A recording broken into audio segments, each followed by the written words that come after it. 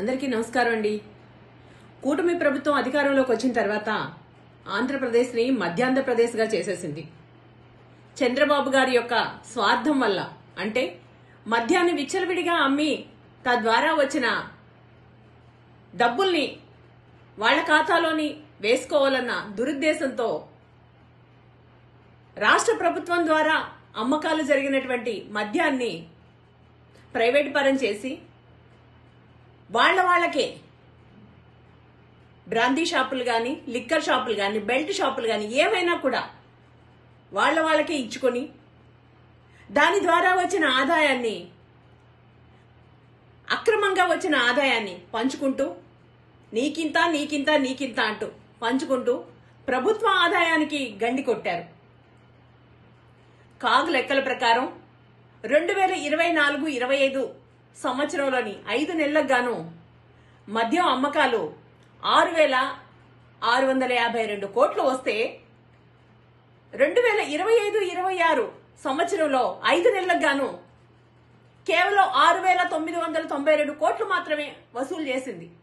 అంటే ఇంత విచ్చలవిడిగా మద్యం అమ్మకాలు జరుగుతున్నా కూడా కనీసం రెగ్యులర్ గా వచ్చే 10% ఇంక్రిమెంట్ కూడా రాలేదు అనంటే దీన్ని బట్టి అర్థమవుతుంది మద్యం ద్వారా వచ్చిన డబ్బులు ఎక్కడికి చేరుతున్నాయన్నది. గుడి లేదు, బడి లేదు, గల్లీ గల్లీకి ప్రతి వీధి చివర ఒకప్పుడు కిరాణా కొట్లు, పూల కొట్లు ఉంటే ఇప్పుడు మద్యం దుకాణాలు ఉంటాయి. బెల్ట్ షాపుల్ని విచ్చలవిడిగా ఇచ్చేశారు. అందరూ తెలుగుదేశం వాళ్లే, అందరూ కూటమి ప్రభుత్వంలో ఉన్న వాళ్ళకి బెల్ట్ షాపులు ఇచ్చేశారు. దానికి ఒక రేటు లేదు, పాడు లేదు, ఇష్టం వచ్చినట్టు మద్యం అమ్మకాలు జరుగుతున్నాయి. వీటికిలో సందిట్లో సడేమియా అన్నట్టు కల్తీ మద్యం.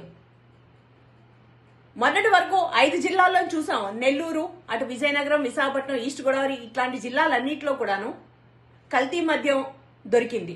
ఇప్పుడు తంబళ్లపల్లి నియోజకవర్గం ములకల చెరువులోని భారీగా నకిలీ మద్యం పట్టుబడింది.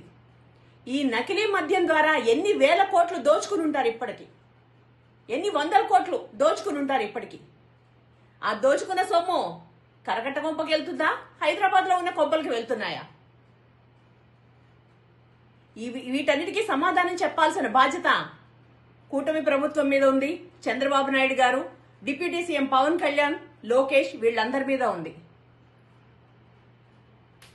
చక్కగా ప్రభుత్వం ద్వారా అమ్మి ప్రభుత్వ ఆదాయాన్ని పెంచితే జగన్మోహన్ రెడ్డి గారి గవర్నమెంట్ లో అది కాదని ప్రైవేటు పరం చేసి కనీసం మద్యం అమ్మకాల్ని పెంచి ప్రభుత్వ ఆదాయానికి రాబడి పెంచకపోగా వచ్చిన సొమ్మును ఈ విధంగా విచ్చలవిడిగా కింద స్థాయి నుంచి పై స్థాయి వరకు ప్రతి ఒక్కళ్ళు పంపకాలు చేసుకోవడమే కాకుండా కల్తీ మద్యాన్ని కూడా అమ్మడం ఎంతవరకు కరెక్ట్ అండి? ఎంతవరకు సమంజసం? ఈ మధ్య కాలంలో చూస్తున్నాం, నిన్న కూడా చూసాం. తిరుపతిలోని కల్తీ మద్యం తాగి ఒక వ్యక్తి షాప్ ముందరే మరణించారు. ఇట్లాంటి వాటికి మీరు ఏమని సమాధానం చెప్తారు? చంద్రబాబు నాయుడు గారి స్వార్థం కోసం అప్పనంగా డబ్బు సంపాదించాలన్న స్వార్థం కోసం ఈ మద్యాన్ని ప్రైవేట్ పరం చేయడమే కాకుండా రాష్ట్ర ప్రభుత్వ ఆదాయానికి కూడా గండి కొట్టి ప్రజలకు చేరవలసిన సంక్షేమాన్ని, అభివృద్ధిని కూడా జరగకుండా వీళ్ల స్వార్థం కోసం తన మనుషుల ఖాతాల్లోకి చేరడం కోసం ఇలాంటి దుర్మార్గపు పనులన్నీ చేస్తున్నారు. దీన్ని మేము తీవ్రంగా ఖండిస్తున్నాం. వెంటనే కల్తీ మద్యం కేసుని సిబిఐకి అప్పగించాలి.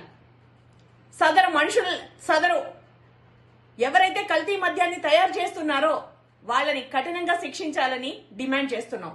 Thank you.